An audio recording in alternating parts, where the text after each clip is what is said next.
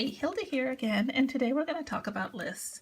Why, as writers, we need to make lists, what kind of lists we should keep, and how to keep them together. First of all, I have this ARC notebook, and I did pretty it up because, as you guys know, I love to pretty things up. And I keep a list mainly of my things to do and tracking my Facebook parties and things like that. I also keep a list of my weekly to-do lists. Sometimes I type it and sometimes I write it. It all depends. Of course, that's my Christmas shopping list, and on it goes. But what I wanted to talk to you about is what's important. This is my bucket list, and I even added a little picture. So kind of cool, huh? Nothing surprising on there, probably, especially this one. But no, this one my husband is probably going to have a cow when he sees it, but that's not what we're going to talk about. We're going to go shopping. Okay, this is what I was going to talk about right here. List.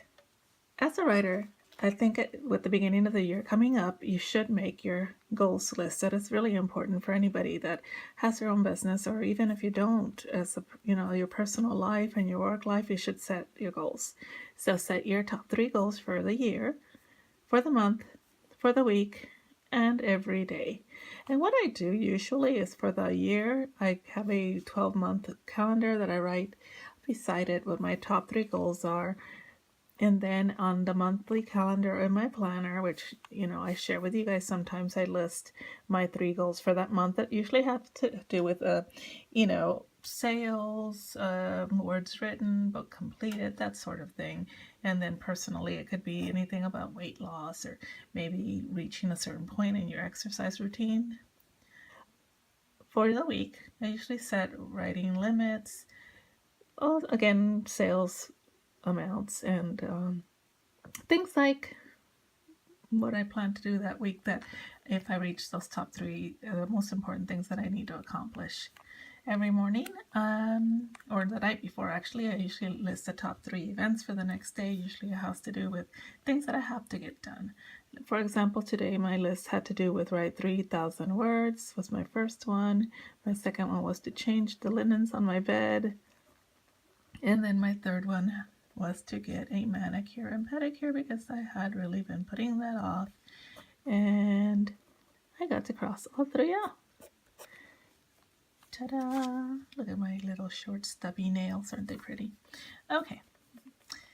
Another thing that you should keep a list of is your releases that you have planned for the year. So that way when you can look on this list and just flip to do it just like I did, just flip right to it and see what releases you have planned, and that way you can better plan your writing. Plan your events.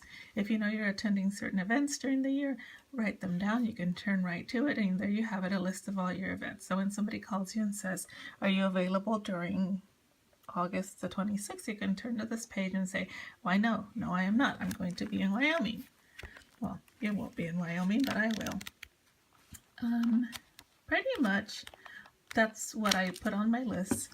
And of course, the to-do list, which I was just talking about this one, it has a mixture of both my personal and work lists. And then as I finish the things, I either highlight them in pink means they're done, and the yellow means get it done now. It should be next on your priority. And then I have this is more of an example of my, turn a little bit closer, of my weekly list, what that would look like. Okay. So pretty much what I just encourage you guys to do is to keep a book with your lists, and that's why they're needed, because that way you can stay on track better, and it helps you become more of an organized writer.